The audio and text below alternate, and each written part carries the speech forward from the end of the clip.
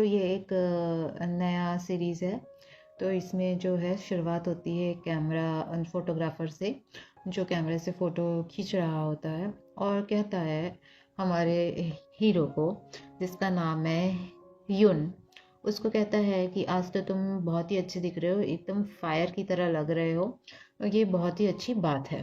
अब यहाँ पर दिखाते हैं हमारी कहानी के हीरो को, युन को, जिसकी बहुत सारी विशेषता हैं जो हम लोग आगे देखेंगे। युन जो है वो एक मॉडल है और बहुत ही टॉप लेवल का मॉडल है। तो ये लोग सब बात करते हैं कि ये बहुत ही ज़्यादा सुंदर दिख रहा है और इसके जो फोटोशूट्स हैं वो भी बहुत बढ़िया आए हैं। पहला जो शॉट होता है वो तो कंप्लीट हो जाता है। अब ये हमारे हीरो यानी युन को दिखाते हैं और पता चलता है कि इनका मेकअप चल रहा होता है और लोग बोल रहे होते हैं कि तुम्हारा स्किन जो है वो बहुत ही बढ़िया है। यहाँ पर एक लड़की बताती है कि कुछ दिन पहले मैं एक और मॉडल से मिली थी, जिसका नाम जो है जियाओ है, और वो भी ना युन की तरह ही है, मतलब बहुत ज़्यादा हैंडसम। बताती है कि वो जो नया मॉडल है वो हमारे युन का फैन है, और ऐसा करके तस्वीर दिखाती है हमारे नए मॉडल का। तो ये जो है नया मॉडल है जो कि युन का फ़ैन है, और ये जो है युन की तरह बनना चाहता है, और इसका नाम है जियाओ। सारे दिन का शूट खत्म करने के बाद युन अपने घर में आता है, आराम से लेटता है और बोलता है भैया आज तो मैं बहुत ही ज़्यादा थक गया। युन अपने मन में सोचता है कि शूटिंग जो है दिन पे दिन बहुत ही ज़्यादा लंबी चलती जा रही है, इतनी ज़्यादा लंबी चलती है कि मुझे जो है खाना खाने तक का टाइम नहीं मिलता है। हमारे हीरो यानी युन की एक खास विशेषता है कि वो है क्रॉस ड्रेसर, यानी उसे लड़कियों के कपड़े पहनना बहुत ज़्यादा अच्छा लगता है, और उसने जो पार्सल मंगाया होता है वो आ चुका होता है, और उसे देख के इसे बहुत ज़्यादा खुशी हो रही होती है। अपनी नई ड्रेस को देखता है और सोचता है कि ये थोड़ा शॉर्ट है लेकिन फिर भी बढ़िया लगेगी, और ये पिक्चर में जैसी दिख रही थी ना वैसी नहीं है, ये पिक्चर में जैसी दिख रही थी उससे भी ज़्यादा खूबसूरत है। क्रॉस ड्रेसर है, प्लस उसका नया पार्सल भी आया है, तो उसे ये जो है ड्रेस पहनने के लिए सब्र नहीं हो रहा होता है। तो वो अपना फ़ोन चेक करता है कि उसका कोई शेड्यूल तो नहीं है, क्योंकि यदि शेड्यूल होगा तो वो ये ड्रेस नहीं पहन पाएगा, और यदि शेड्यूल नहीं होगा तो वो ये ड्रेस पहन के मार्केट जाने वाला है। इसी के साथ वो दिन आ जाता है जब हमारा ये क्रॉस ड्रेसर बढ़िया कपड़े पहन के बाहर निकलता है और पेस्ट्रीज की शॉप पे जाता है, पेस्ट्रीज खरीदता है और सोचता है कि इतनी सारी तो मैं अकेले नहीं खा पाऊंगा, जो बचेगी अपने क्रू में दे दूंगा। अपनी पेस्ट्रीज को लेके ना बहुत ज़्यादा एक्साइटेड होता है और बोलता है कि तुम रुको, मतलब अपनी पेस्ट्री से बात कर रहा होता है, बोलता है तुम रुको, घर चल के एक एक करके तुम सबको मैं खा जाऊं। अब जब ये चल रहा होता है ना, तब इसके कंधे पे एक धक्का लगता है और इसका पैर मुड़ जाता है। जैसे ही पैर मुड़ता है हमारा क्रॉस ड्रेसर जो है वो नीचे गिर रहा होता है, लेकिन हमारा जो सेकंड हीरो है वो वहां पर पहुंचता है और उसको गिरने से बचा लेता है। आस पड़ोस में जितने भी लोग खड़े होते हैं ये नज़ारा देखते हैं और उन्हें ऐसा लगता है कि इससे ज़्यादा बढ़िया सीन कोई हो ही नहीं सकता, ये तो बिल्कुल मूवी वाला सीन हो गया, हीरो आया हीरोइन को बचा लिया। एंड हीरो बोलता है कि तुम्हें कहीं चोट तो नहीं लगी। तो हमारा जो क्रॉस ड्रेसर है वो बोलता है कि बस थोड़ा सा पैर मुड़ गया है, बाकी सब ठीक है, तुम्हें चिंता करने की कोई ज़रूरत नहीं है। इसी के साथ युन जो है हंसता है और जो उसके हाथ में पेस्ट्रीज का बॉक्स होता है वो इस बंदे को दे देता है। लड़का जो है बॉक्स को खोलता है और देखता है कि उसके अंदर पेस्ट्री वाला सैंडविच है, तो वो उसको निकालता है। अब क्रॉस ड्रेसर जो है वो अपने घर में पहुंचता है और हफ्ता हफ्ता घर में पहुंचता है, दरवाजा वरवाजा लगा के खड़ा हो जाता है। अब थोड़ा रुकता है और सोचता है कि भाई जो नया मॉडल था वो वहाँ क्यों आया था, क्या उसने मुझे पहचान लिया, कहीं ऐसा तो नहीं कि उसने मुझे पहचान लिया हो कि मैं एक लड़का हूँ, लड़की नहीं हूँ, और उसके पहचानने से मेरा जो कैरियर है वो एंड हो जाए। पैर तो मुड़ा होता है, एड़ी में चोट भी आती है, अब दर्द भी हो रहा है, तो हाथ लगाते लगाते सोचता है कि ये भी हो सकता है कि उस नए मॉडल ने मुझे पहचान लिया हो और शायद इसके लिए वो कुछ तरह की डिमांड करेगा, और वो जो डिमांड करेगा वो कुछ सीक्रेट टाइप डिमांड हो सकती है। फिर सोचता है कि ये सब मुझे नहीं सोचना चाहिए, ये वक्त नहीं है ये सब सोचने का। दूसरा दिन शुरू होता है और जो हमारा क्रॉस ड्रेसर है यानी युन वो पहुंचता है अपने सेट पे, वहां पर मिलता है जियाओ भी, और इसे ऐसा लगता है कि ये कितना कोइंसिडेंस है कि इसको फिर से मिल गई हूँ मैं, मतलब मिल गया हूँ मैं, और साथ में क्या है ये सबसे अच्छे से बात करता है। शूटिंग के दौरान शूटिंग खत्म होने के बाद युन जो है वो सोचता है कि उसके सिर में दर्द हो रहा है, क्योंकि वो बार बार हमारे सेकंड मेल लीड के बारे में सोच रहा होता है, और वो सोचता है कि ठीक है अभी मुझे अपने कपड़े बदलने चाहिए और घर जाना चाहिए। अभी कपड़े बदल के हमारा क्रॉस ड्रेसर जो होता है वो घर जाने ही वाला होता है कि उसका मैनेजर आ जाता है और बोलता है कि बहुत दिन हो गए, मैं तुमसे मिला नहीं हूँ करके, और फिर दोनों में बातचीत होती है। तो मैनेजर बताता है, मतलब बताती है कि तुम्हारे स्टूडियो में एक नया मॉडल आया है जिसका नाम किम जियाओ है। तो मैं उसकी मैनेजर हूँ और तुम लोग एक ही स्टूडियो में काम करते हो, तो इसलिए मैं यहाँ पर आई हूँ। तो यून की आंखें जो है ना फट जाती हैं, क्योंकि ये जो है किम के लिए यहाँ पर आई है, और जो किम है बार बार बोलता रहता है कि वो यून का बहुत बड़ा फैन है। इसी बीच में हमारा जो सेकंड हीरो है किम जिया, तो मैं इसको किम ही बोलूँगी। तो जो किम है वो आता है और हाथ हाथ मिलाता है और बोलता है यून को कि तुमसे मिलकर मुझे बहुत खुशी हुई, मैंने तुम्हें पहली बार पर्सन के रूप में देखा है और मैं तुम्हारा बहुत बड़ा फ़ैन हूँ। यून जो है बोलता है हाँ, मैंने भी तुम्हारे बारे में बहुत कुछ सुना है, तुमसे मिलकर खुशी हुई, और अपने मन में सोचता है कि जितनी जल्दी हो सके ये फॉर्मेलिटी कंप्लीट करो और घर निकलो। ये बात करने के बाद एक ऐसी बात बोलता है किम जिसको सुनकर युन की जो है होश उड़ जाते हैं। किम बोलता है कि लगता है तुम्हारे पैर का जो एंकल है वो ठीक हो गया है। मतलब किम को पहले से ही पता चल जाता है कि युन जो है वो क्रॉस ड्रेसर है, और ये वही इंसान है जो लड़कियों का आउटफिट पहन के मार्केट में घूम रहा था। फिर अपने मन में सोचता है कि क्या किम ने मुझे पहचान लिया है क्या, और फिर एकदम से बोलता है कि तुम क्या बात कर रहे हो, मुझे नहीं पता। जो है किम किम और युन दोनों एक दूसरे को देखते हैं, और किम जो है युन का हाथ अपने हाथ में लेता है और बोलता है प्रिटेंड करना बंद करो, मैंने जब तुम्हें पहली बार देखा था बाजार में तभी मैं समझ गया था कि तुम युन हो। जो है युन के थोड़ा पास आता है, उसकी कमर में हाथ डालता है और बोलता है ये कोइंसिडेंस था कि हम लोग मिले थे, लेकिन मैं तुम्हें पहले ही पहचान गया था। लेकिन अभी युन जो है ना ये बात एक्सेप्ट नहीं करता है, और तो अभी भी बोलने में लगा रहता है कि तुम क्या बोल रहे हो, मुझे समझ में नहीं आ रहा है। इसी बीच में किम कहता है कि देखो तुम क्रॉस ड्रेसर हो ये बात किसी को पता नहीं है, लेकिन यदि किसी को पता चल जाएगी तो क्या होगा, तो हमें क्या करना चाहिए, तुम क्या करना चाहते हो, तुम मुझे बताओ। और युन सोचता है कि अरे कैसे क्या बता दूं मैं इसको कि मैं क्या करना चाहता हूँ क्या नहीं करना चाहता हूँ। अपने मन में सोच रहा होता है कि भैया इसको ये बात पता चल गई तो मेरे कैरियर का तो अंत ही हो जाए। किम सोचता है कि इस सीक्रेट को कैसे रखा जाए, तो वो पूछता है किम को कि तुम क्या चाहते हो। तो किम हंसता है और बोलता है मैं क्या चाहता हूँ। होता है ना वो बहुत खुश होता है ये जान के कि जो यून है उसका ये सीक्रेट किसी को भी नहीं पता है, सिर्फ उसको पता है, और वो बोलता है कि मैं ये बात किसी को नहीं बताऊंगा, और तुम ऐसा सोचो कि सिर्फ मैं ही हूँ वो इंसान जिसे तुम्हारा ये सीक्रेट पता। इसी के साथ किम जो है बोलता है ठीक है चलो मैं चलता हूँ, मैं तुम्हें बाद में डिनर पे मिलता हूँ, जो क्रू ने डिनर रखा है उस पर मिलता हूँ। तो यून सोचता है कि हाँ ये क्या हो गया, ये क्या बोल के चला गया।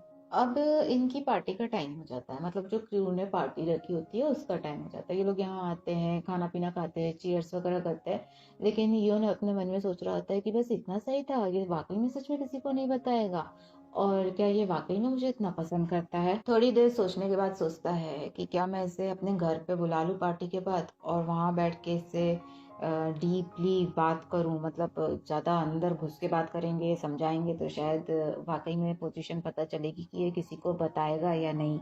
युन जो है ना वो बहुत नर्वस हो रहा होता है, और अपने घर पे ये किम को बुला लेता है। किम उसके घर पे भी आ जाता है, लेकिन किम ने बहुत ज़्यादा पी रखी होती है, जिसकी वजह से यून जो कहना चाहता है, जो कन्वर्सेशन करना चाहता है, वो कन्वर्सेशन वो नहीं कर पाता है। किम जो होता है उसे थोड़ा होश होता है, थोड़ा होश नहीं होता है, और वो क्या है लमलेट सा हो जाता है युन के घर पे ही। और युन सोचता है कि वाकई में किम जो है काफी हैंडसम हैंडसम तो है ही, उसके साथ साथ क्यूट भी है, और ऐसा सोच के जो युन है वो किम के बालों को हाथ लगाता है, और फिर एकदम से उसके दिमाग में ख्याल आता है कि ये कुछ तो मेरे टाइप का भी है। किम को थोड़ा सा होश आता है, तो युन बोलता है मैं तुम्हारे लिए पानी ले आता हूँ, तो किम बोलता है नहीं तुम मुझे छोड़ के मत जाओ, और ऐसा करके वो उसको अपनी गोदी में बिठा लेता है और अपना सिर उसके कंधे पे रख देता है, और साथ में बताता है कि मैं तुम्हें सच्चाई बताऊं, जिस दिन मैंने तुम्हें वो पेस्ट्री वाली शॉप पे देखा था उस दिन ही मैं पूरी रात तुमको देखने के बाद घर पे जाके सो नहीं पाया, क्योंकि तुम बहुत ही ज्यादा सुंदर दिख रहे थे। सारी बातें सुन के हमारे युन को एकदम से ब्लश होने लगता है, उसका चेहरा जो है बहुत ज्यादा लाल होने लगता है। किम जो है नोटिस करता है कि युन का जो फेस है वो काफी लाल हो गया है, तो वो पूछता है कि क्या तुम्हें बुखार बुखार है क्या। तो युन बताता है कि नहीं मुझे कोई बुखार वुखार नहीं है, बट तुमने अभी मेरी ऐसे बातें करी मेरे बारे में तो मुझे थोड़ा सा एम्बैरेसमेंट हुआ, तुम मुझे कॉम्प्लीमेंट दे रहे हो और कुछ नहीं। यहाँ पर क्या होता है कि युन जो है ना उसको भी थोड़ा थोड़ा कुछ कुछ होने लगता है किम के लिए, क्योंकि किम ने सारी बातें डायरेक्टली कही। एक तो ये कि वो इसका सीक्रेट किसी को नहीं बताएगा, और दूसरा ये कि वो जो है युन को पसंद करता है। तो इसी के साथ जो किम है वो बोलता है कि मैं तुम्हें किस करना चाहता हूँ, और यदि तुम्हें ये सही ना लगे तो तुम मुझे रोक सकते हो। इसी के साथ क्या होता है, इनके बीच में होने लगता है एक इंटीमेट सीन की शुरुआत होने लगती है। तो जो यून है वो बोलता है तुम्हें मेरे कपड़े उतारने की जरूरत नहीं है, मैं खुद ही अपने कपड़े उतारूंगा, लेकिन जो भी तुम देखो तुम उसको मतलब हेट नहीं करोगे जो भी तुम देखो। तो किम बोलता है ठीक है, जो भी मैं अंदर देखूंगा तुम्हारे कपड़ों के उसको देखने के बाद मैं तुमसे हेट नहीं करूंगा। तो जब यून अपने कपड़े उतारता है तो अंदर भाई जो सामान होता है वो लड़की वाला सामान होता है, उसने पहना हुआ होता है। तो जो है यून जो है वो अपने मन में बोलता है कि शायद तुम्हें ये पसंद नहीं आएगा और तुम्हें ऐसा लगेगा कि मैं वियर्ड भी हूँ। लेकिन किम जो होता है ना वो बोलता है कि तुम पे ये सूट कर रहा है, और ऐसा करके इसको गले लगा लेता है। इनके बीच में इंटीमेट सीन होता है जो यदि आप लोगों को देखना हो तो इस कहानी का नाम मैं आखिरी में बताऊंगी, और डिस्क्रिप्शन में भी आप लोग देख सकते हैं कहानी का नाम। आप चाहें तो वहां जाके आप सीन देख सकते हैं, एक तो इन्होंने क्या पहना था वो सीन देख सकते हैं, और इनका इंटीमेट सीन भी वहाँ देख सकते हैं। तो इंटीमेट सीन जब हो रहा होता है तो यहाँ पर ये जो है युन है उसे ऐसा लगता है कि यदि ऐसे ही चलता रहा तो पता नहीं क्या हो जाएगा। फिर वो सोचता है कि किम जो है वो इतना स्ट्रांग क्यों है, क्योंकि वो उसे रोक नहीं पा रहा होता है। फिर उसे याद आता है कि अच्छा किम तो स्ट्रांग होगा ही ना, क्योंकि उसने पी भी रखी है, इसलिए ये हिल नहीं पा रहा है। इनके बीच में इंटीमेट सीन होता है, और ये इंटीमेट सीन खत्म भी होता है। दूसरे दिन होता है सवेरे, युन जो है उठता है और सोचता है कि रात में क्या हुआ। क्योंकि दूसरे दिन की शुरुआत हो गई है तो जो युन है उसको अपने आप को ड्रेसअप भी करना होता है। तो यहाँ पर एक लेडी उसको ड्रेसअप कर रही होती है और बोलती है कि यहाँ से ये फिटिंग होनी चाहिए, वहाँ से वो फिटिंग होनी चाहिए। लेकिन युन जो है अपने दिमाग में फ्लैशबैक याद कर रहा होता है कि कल रात कैसे उनके बीच में इंटीमेट सीन हुआ, और उसकी जो कमर है अभी भी दुख रही है। लड़की बोलती है दूसरा आउटफिट ट्राई करो। तो जब युन जो है दूसरा आउटफिट ट्राई करता है तो वो अपना अपर जो शर्ट है वो उतारता है, तो लड़की क्या देखती है कि पीछे जो है बहुत सारे मार्क्स हैं। तो युन को समझ में नहीं आता है कि इतने दिन हो गए लेकिन फिर भी उसके जो इंटीमेट सीन के मार्क्स थे वो अभी तक गए नहीं है, लेकिन फिर भी वो नया आउटफिट पहन के आता है और पूछता है कि ये वाला कैसा लग रहा है मेरे पे। जो है उसकी नज़र जो होती है ना युन के छाती पे ही होती है, क्योंकि भाई वहां पर मार्क्स हैं। तो युन जो है वो पूछता है कि तुम क्या देख रही हो। तो लड़की बोलती है कि मुझे ऐसा लगता है कि ये जो मार्किंग है वो इंटीमेट सीन मतलब इंटीमेट होने के बाद की मार्किंग है। तो युन बोलता है नहीं ऐसा कुछ नहीं है। इसमें लड़की जो है ना बोलती है कि किम आने वाला है, मैं तुम्हें उसके साथ इंट्रोड्यूस कराती हूँ। अब लड़की को तो पता नहीं है कि किम और युन जो है पहले ही मिल चुके हैं और इंटीमेट भी हो चुके हैं। तो जब युन सुनता है कि किम आ रहा है तो वो फटाक से चेंजिंग रूम में चला जाता है और बोलता है कि मैं चेंज करने जा रहा हूँ, लेकिन किसी को मत बताना कि मैं यहाँ पर हूँ। ये लड़की तो सबको कपड़े पहना रही है, मतलब सबके कपड़े कैसे उनको लगेंगे ट्राई करवा रही है। तो ये किम को भी बोलती है कि तुम ये वाला आउटफिट पहनो, देखो इस पे तुम कैसे लगोगे करके। उनके अंदर से युन जो है ना सारी बातें सुन रहा होता है और सोचता है कि मान लो यदि अचानक से वो सामने आके खड़ा हो गया किम तो मैं क्या करूँगा। लेकिन हाँ, जो रात में इंटीमेट सीन हुआ था वो करने पे मुझे बहुत अच्छा लग रहा था, लेकिन मैं कभी भी ये बात जो है कबूल नहीं करूंगा कि मुझे मजा आ रहा था। बीच में किम बोलता है कि ठीक है नए आउटफिट को मैं ट्राई करता हूँ, लेकिन मुझे चेंजिंग रूम में जाना पड़ेगा। ऐसा कह के वो चेंजिंग रूम की तरफ बढ़ता है। जैसे ही किम चेंजिंग रूम में जाता है युन निकल के आता है और सोचता है कि क्या वो चला गया, और पूछता है कि क्या वो गया, और उसके बाद ये भी पूछता है कि कहीं उसने मुझे देखा तो नहीं। तो ये जो लड़की है बोलती है मुझे तो ऐसा लग रहा है कि उसने तुम्हें देखा नहीं है। कपड़े वपड़े ट्राई करने के बाद जो यून है वो आता है और ये घास फूस कुछ खा रहा होता है और सोच में डूबा हुआ होता है। अब यहाँ पर दो लोग बैठे हुए होते हैं। जो लड़का है वो बोलता है तुम्हें ऐसा नहीं लग रहा क्या कि कुछ आज थोड़ा डिफरेंट है यून के साथ। तो लड़की बोलती है मुझे पता नहीं है कि क्या डिफरेंट है। ये जो खाना है वो घास फूस के साथ उसके अंदर कुछ झींगे वींगे भी है, और ये जो युन होता है ये खाने को ऐसे गोंज गोंज के खा रहा होता है जैसे खाने पे सारा गुस्सा निकाल रहा होता है। और यहाँ पे ये जो लड़का गॉसिप कर रहा होता है वो बोलता है कि मुझे ऐसा लग रहा है कि युन जो है ना ये सलाद वलाद खा के घास पत्ते खा के ना बोर हो गया है, इसकी वजह से उसे ना ऐसा सैड सा फील हो रहा है। लेकिन लड़की बोलती है कि ऐसा कैसे हो सकता है, वो तो ये घास फूस काफी सालों से खा रहा है, इसमें क्या प्रॉब्लम हो सकती है अचानक से। तो लड़का बोलता है तो फिर क्या हो सकता है, ऐसा तो नहीं कि उसे किसी से प्यार व्यार हो गया हो या फिर उसको कुछ हेल्थ प्रॉब्लम हो गई हो। बोलती है युन को कि मुझे तो ऐसा लग रहा है कि तुम्हारा ब्रेकअप हो गया है, इसीलिए आज तुम बड़े उदास से लग रहे हो, क्या मैं सच बोल रही हूँ। युन कहता है मैंने तो अभी डेट भी नहीं करना चालू किया, कोई मुझे क्यों ऐसे ब्रेकअप हो जाएगा मेरा, तो मैं ऐसा क्यों ऐसा लगता है कि कोई मुझे छोड़ देगा। ये बताती है कि 3 साल पहले जब तुम्हारा ब्रेकअप हुआ था और तुमने पार्टी में बहुत ज़्यादा पी ली थी, तो तुम अपने एक्स बॉयफ्रेंड को बहुत ही ज़्यादा याद कर रहे थे और कह रहे थे फ़ोन पे कि फ़ोन उठाओ नहीं तो मैं तुम्हें मार दूंगा करके। कहता है कि मुंह बंद रखो, वो तो बस एक ही बार हुआ था, वो भी लास्ट ईयर हुआ था, इसमें कौन सी बड़ी बात हो गई। बताती है कि ये पहली बार ही थोड़ी ना हुआ था, सेकंड टाइम भी ऐसे ही हुआ था कि जब तुम्हारा कैटवॉक चल रहा था तब भी तुमने ऐसे ही किया था, अपने एक्स बॉयफ्रेंड को फोन किया था और सब कुछ मैसअप कर दिया था। दी एंड युन जय थक हार के बताता है कि ऐसा कुछ नहीं है जैसा तुम बोल रहे हो, बस मेरे दिमाग में कोई एक इंसान है जिसके बारे में मैं सोच रहा हूँ। इसी के साथ युन जो है आगे निकलता है, अपने बैग में कुछ सामान ढूंढता है और सोचता है कि अरे मैं तो लेट हो गया, कहाँ है कहाँ है। तो क्या पता चलता है कि ये जो बैग में ढूंढ रहा होता है वो परफ्यूम ढूंढ रहा होता है और बोलता है कि पहले हमें परफ्यूम लगाना चाहिए, ऐसा कह के खुद अपने ऊपर थोड़ा परफ्यूम छिड़क लेता है। यहाँ पर दिखाते हैं कि किम जो है उसका मेकअप कर रही होती है एक लड़की और वो बोलती है आज आप बहुत ही ज़्यादा अच्छे दिख रहे हो। तो किम बोलता है अरे तुम तो बस बहुत ज़्यादा पोलाइटली मेरे से बात कर रही हो, मैं क्या अच्छा दिखूंगा और क्या अच्छा नहीं दिखूंगा। इसी जगह पे युन को भी आना होता है और टाइम पे आना होता है, लेकिन युन लेट हो गया है। तो किम सोचता है कि अभी तक युन जो है आया नहीं, मुझे तो लगा था कि आज मैं उसे देखूंगा, वो आज अभी तक क्यों नहीं आया है, वो ऐसा सोचने लगता है। रूम में खड़ा होता है और सोच रहा होता है कि भैया उस दिन हम इंटीमेट हुए थे तो हो सकता है पहली बार हम ऐसे इंटीमेट हुए और हो सकता है कि मैंने युन को डरा दिया हो, मुझे ऐसे जो इन्होंने खिलौने इस्तेमाल किए होते हैं वो नहीं यूज़ करने चाहिए होते हैं, और तभी इसको ना एक परफ्यूम की स्मेल आती है और इसे लगता है कि ये तो वही परफ्यूम है जो यून लगाता है।